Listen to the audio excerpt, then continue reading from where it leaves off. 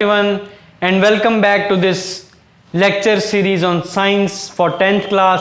मैं हूं Pradyuman Thakur on the behalf of team of study circle और मैं वापस I am back in providing you with this relentless lectures of some study material जो मदद करेगा आपको इस लॉकडाउन में अपने कंसेप्ट्स क्लियर करने में और अपनी पढ़ाई को चालू रखने में। ठीक है, तो जैसा कि आप सबको पता है कि हम पढ़ रहे थे lecture on the topic that is chemical reaction and equation. ये चैप्टर हम पढ़ रहे थे और इसकी पीछे 3 वीडियोस आ चुकी हैं और जो भी फर्स्ट बार ये लेक्चर देख रहा है मैं चाहता हूं कि आप उन 3 वीडियो लेक्चर्स को देखें। हमारे मैथमेटिक्स के लेक्चर आ रहे हैं, बहुत ही धांसू रिएक्शन आ रहे हैं उस वीडियो पे।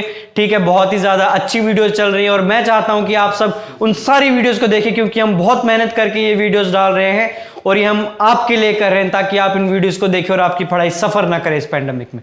तो इसी के साथ स्टार्ट करते हैं हम अब with the topic of the chapter that is chemical reaction and equation. और पिछले लेक्चर में हमने पढ़ा था केमिकल जो रिएक्शंस होती है उनकी कैरेक्टरिस्टिक क्या होती है, 5 कैरेक्टरिस्टिक पढ़ी थी। I hope you remember that.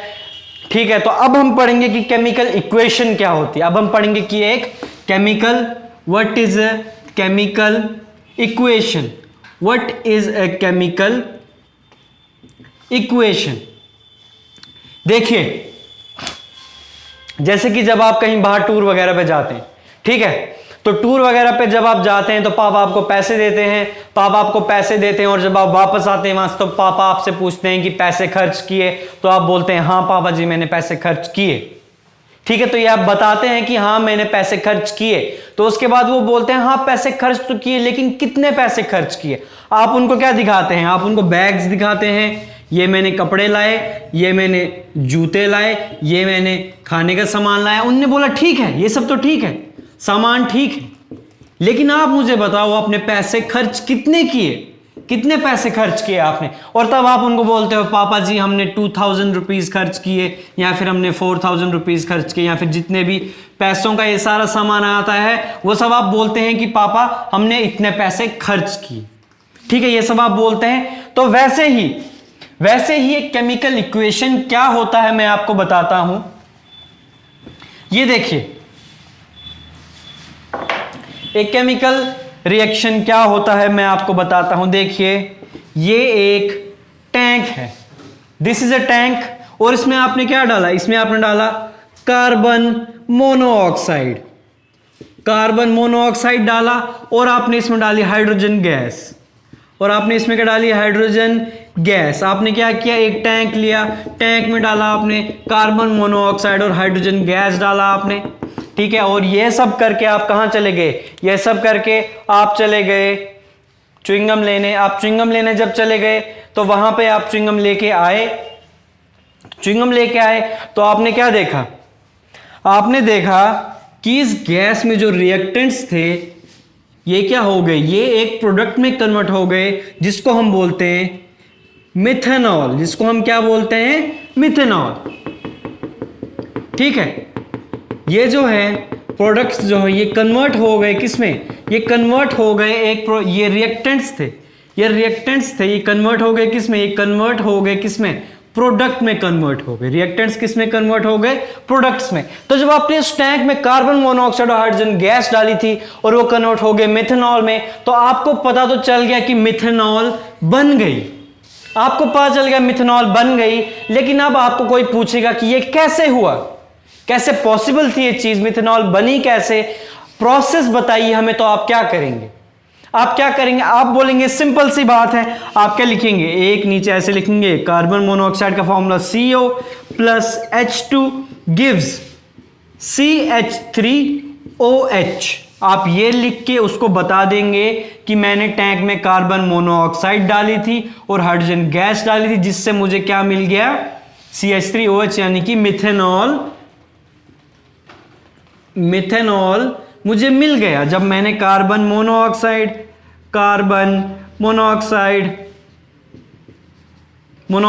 और हाइड्रोजन गैस को क्या किया, मिक्स किया, जब उनका मिक्सचर बनाया मैंने, तो ठीक है। तो प्रोसेस जो आपने किया उसको रिप्रेजेंट करने के लिए आपने एक इक्वेशन की मदद ली।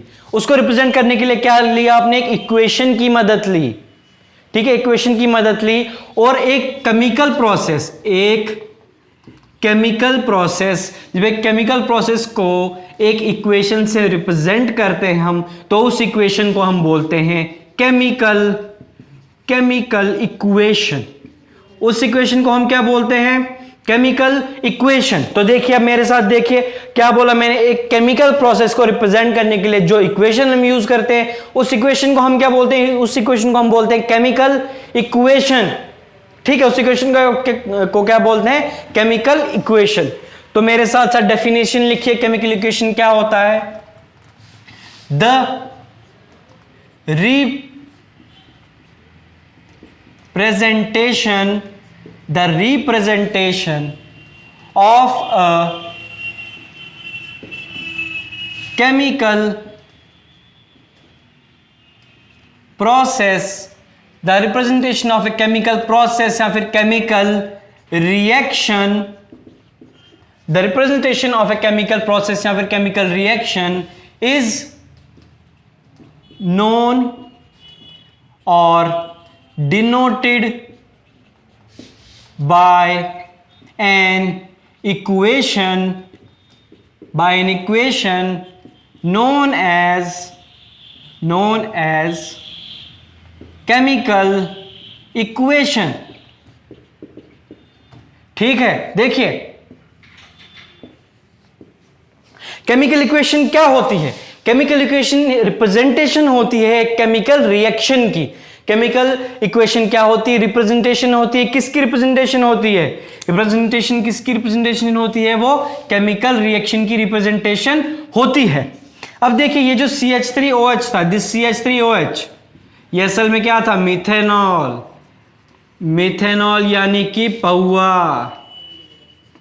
पता है ना आप सबको क्या होता है? ठीक है, लेकिन ये वो पीने वाला पौआ नहीं है। जो ये पौआ पीता है तो वो चला जाता है भगवान जी के पास, उसको बुलावा आ जाता है और वो चल देता है भगवान जी के पास। ठीक है, तो ये मिथेनॉल पीना नहीं होता है। देखिए, आप मेरी बात सुनिए। अब देखिए, अब आप क्या करेंगे? आप में से कुछ शातिर लोग जिनका दिमाग बहुत तेज चलता होगा, आप बोलेंगे ओ ऐसे बनाते हैं पौआ। तो आप क्या करेंगे? आप बोलेंगे पापा मुझे जल्दी से कार्बन मोनोऑक्साइड ला के दो और हाइड्रोजन गैस ला के दो, मैंने पौआ बनाना है। तो पापा तो आप पहले आपको 2-3 चमाट लगाएंगे, 5-10 चमाट लगाएंगे, आपको कमरे में बंद कर देंगे। ठीक है, लेकिन आप गुस्सा हो जाओगे फिर कि मुझे पौआ बनाना है कुछ भी करके। तो फिर आप अपने खुरापाती दोस्तों को बोलोगे कि भाइयों मेरी मदद करो, मैंने पौआ बनाना है। तो फिर वो आपको कार्बन मोनोऑक्साइड ला के देंगे और हाइड्रोजन गैस ला के देंगे और आप उसको एक टैंकी में मिक्स कर दोगे, एक टैंकर में उसको मिक्स कर दोगे और उसके बाद थोड़ी देर के बाद जब उस टैंकी में देखोगे आप तो पौआ बन गया होगा और फिर आप उस पौए को बेच के करोड़पति बन जाओगे। देखिए, यहां पे मैंने आपको ट्रिक बता दी कि करोड़पति कैसे बनना है पौआ बेच के। ठीक है, तो मैंने आपको सक्सेसफुली उल्लू बना दिया, बुद्धू बना दिया, क्योंकि नॉर्मल कंडीशंस पे मिथेनॉल बनता ही नहीं है। अगर हम नॉर्मल कंडीशन किसी भी टैंकी में आप कार्बन मोनोऑक्साइड और हाइड्रोजन गैस को मिक्स कर दोगे तो पौआ नहीं बनेगा, मिथेनॉल नहीं बनेगा। ठीक है, तो नॉर्मल कंडीशन में मिथेनॉल नहीं बनेगा। व्हाट आई मीन टू से हियर इज दैट कि जो केमिकल रिएक्शन होती है वो हमेशा नॉर्मल कंडीशन में फिजिबल नहीं होती है। मतलब ऐसा नहीं होगा कि आप कोई भी 2 केमिकल मिक्स कर लो और उनको मिला के रख दो, चम्मच से मिला दो और ठीक है और केमिकल बन जाएगा। नींबू पानी नहीं बनाना है यहाँ पे। ये नहीं कि नींबू निचोड़ा, चीनी डाली, पानी में मिला लिया और नींबू पानी बन गया और आप बहुत बड़े केमिस्ट बन गए, नहीं। देखिए, मैं आपको समझाता हूं सिंपल सी भाषा में। ये जो मिथेनॉल था ये नॉर्मल कंडीशन में नहीं बनेगा। अपने खुरापाती दोस्तों को कार्बन मोनोऑक्साइड और हाइड्रोजन गैस लाने को नहीं बोलना, आप हाईली अनसक्सेसफुल रहेंगे। बाद में आप बोलेंगे सर ने हमें धोखा दे दिया। ठीक है, देखिए, alcohol is injurious to health. देखिए, अब यहां पे देखिए केमिकल रिएक्शन क्या होता है। जो chemical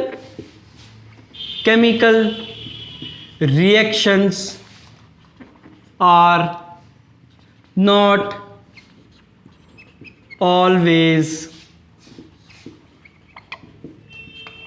feasible under normal conditions।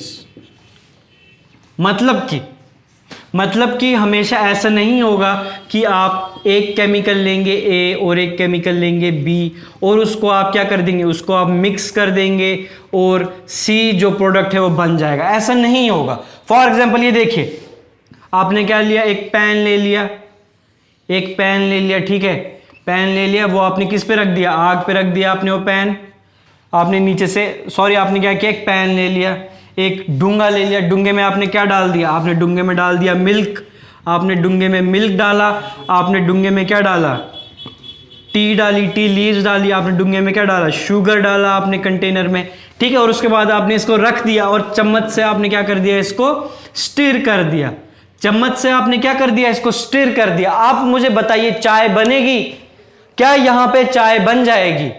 नहीं बनेगी यहां पे चाय, क्योंकि चाय बनने के लिए हमने इस सॉल्यूशन को क्या करना है, हीट करना है। इस सॉल्यूशन को क्या करना पड़ेगा, हमें यहां पे हीट करना पड़ेगा। तो वैसे ही कुछ केमिकल रिएक्शंस ऐसी होती हैं जो यही देखो, चाय यहां पे बन रही थी नॉर्मल टेम्परेचर पे, नॉर्मल टेम्परेचर पे चाय नहीं बनी, नॉर्मल टेम्परेचर पे चाय नहीं बनी, हमें टेम्परेचर रेज करना पड़ा, हीट देनी पड़ी, तभी जाके चाय बनी। चाय क्या है, चाय प्रोडक्ट है ना, चाय प्रोडक्ट है, तभी जाके चाय बनी। तो मेरे कहने का ये मतलब है कि जो केमिकल रिएक्शंस होती हैं, सारी केमिकल रिएक्शन नॉर्मल कंडीशंस में नहीं होती हैं। कुछ केमिकल रिएक्शन के लिए हमको क्या करना पड़ता है, कुछ केमिकल रिएक्शंस के लिए हमें प्रेशर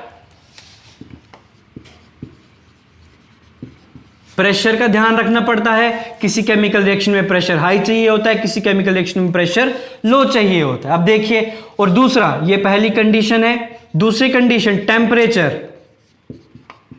टेम्परेचर। देखिए यहां पे कुछ केमिकल रिएक्शन में टेम्परेचर हाई चाहिए होता है, कुछ केमिकल रिएक्शन में टेम्परेचर नॉर्मल चाहिए होता है, और कुछ केमिकल रिएक्शन में टेम्परेचर लो चाहिए होता है।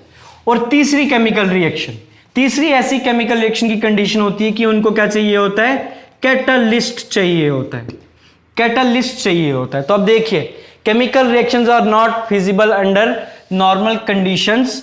तो उनकी कंडीशंस क्या होती हैं, किन कंडीशंस में वो फिजिबल होती हैं? प्रेशर की कंडीशन हमें पता होनी चाहिए कि उस केमिकल रिएक्शन के लिए प्रेशर क्या होना चाहिए, उस केमिकल रिएक्शन के लिए टेम्परेचर क्या होना चाहिए, और उस केमिकल रिएक्शन में कैटलिस्ट रिक्वायर्ड है या नहीं।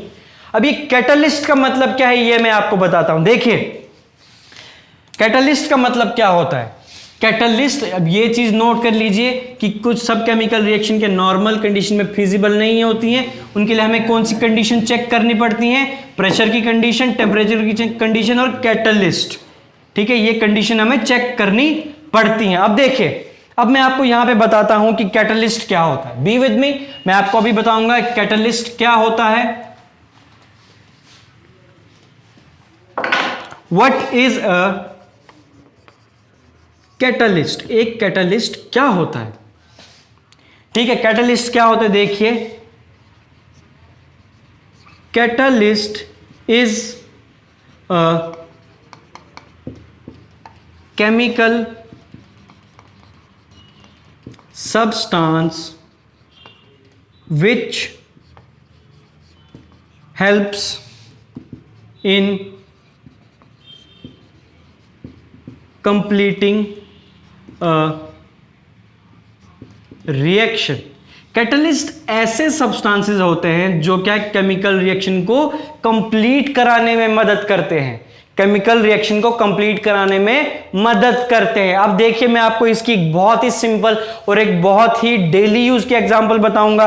वो एग्जांपल क्या है, देखिए, हमारा फूड, हम फूड खाते हैं, राइट, हम फूड खाते हैं और food within some hours क्या हो जाता है, विद इन सम आवर्स ये जो फूड होता है ये क्या हो जाता है, डाइजेस्ट हो जाता है ये फूड, क्योंकि हमारे अंदर क्या होते हैं, हमारे अंदर होते हैं डाइजेस्टिव एंजाइम्स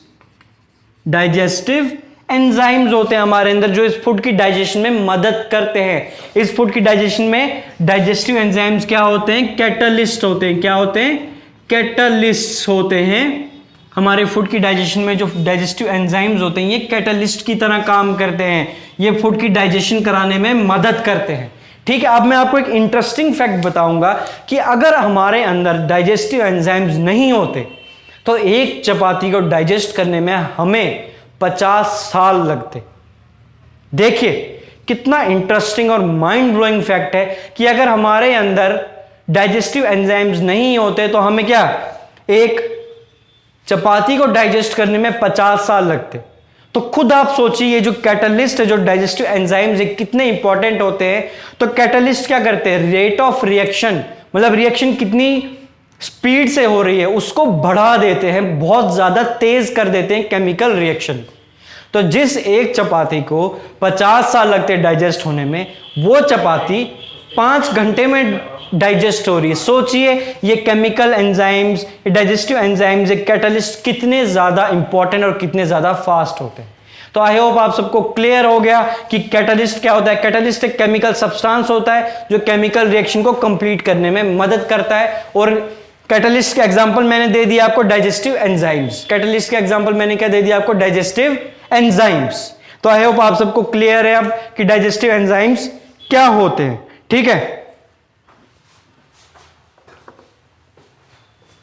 तो देखिए आप सबको क्लियर है अब डाइजेस्टिव एंजाइम्स क्या होते हैं और आई होप कि आप सबको क्लियर है कि केमिकल इक्वेशन क्या होती है। 5 मिनट बचे अभी।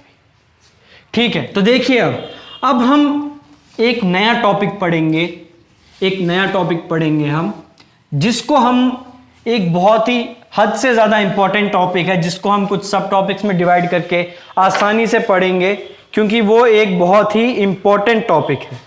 ठीक है, एक बहुत ही इंपॉर्टेंट टॉपिक है। तो देखिए यहां पे एक और पॉइंट नोट करके रखिए, जो मैंने आपको अभी पहुए वाली जो मैंने आपको वो बताई है, इक्वेशन बताई है, CO plus H2 gives CH3OH, और मैंने आपको बोला ये नॉर्मल कंडीशन में नहीं बन सकती है।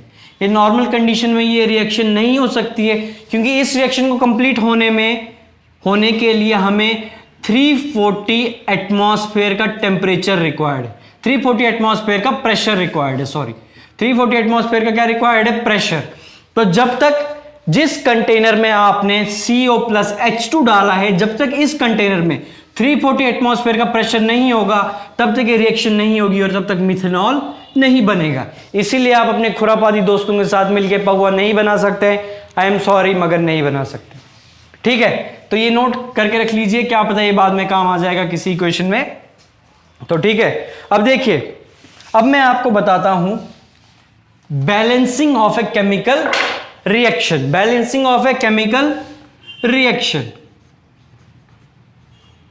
Balancing of chemical reaction. ठीक है, तो balancing of a chemical reaction जो है हम अगली क्लास में पढ़ेंगे, अगले लेक्चर में हम पढ़ेंगे balancing of a chemical reaction, क्योंकि ये एक बहुत ही हद से ज़्यादा इंपॉर्टेंट टॉपिक है। NTSC में, आपके बोर्ड के एग्जाम्स में, आपके फर्दर स्टडीज़ में ये टॉपिक जो है बहुत ज़्यादा काम आएगा। और मैं चाहता हूं कि मैं आपको ये टॉपिक इतने ब्रॉड वे में, इतने ब्रीफली पढ़ाऊं कि आपको इसमें कोई डाउट नहीं रहे। और बिलीव मी, मैं आपको ये टॉपिक ऐसे पढ़ाऊंगा कि आपको कोई भी केमिकल रिएक्शन दे दी जाए आप उसको आसान से आसान तरीके से बैलेंस कर पाएंगे। तो फिलहाल आज के लिए इतना ही, और जो पुरानी वीडियो लेक्चर दिए हैं उनको शेयर कीजिए, सब्सक्राइब कीजिए, स्टडी सर्कल के इंस्टाग्राम पेज को फॉलो कीजिए, उसके स्टडी सर्कल के यूट्यूब चैनल को लाइक कीजिए, शेयर कीजिए, सब्सक्राइब कीजिए और बेल आइकन को प्रेस कीजिए और वीडियोस देखते रहिए, क्योंकि ये वीडियोस हम आपके लिए बना रहे हैं। Thank you very much, have a nice day.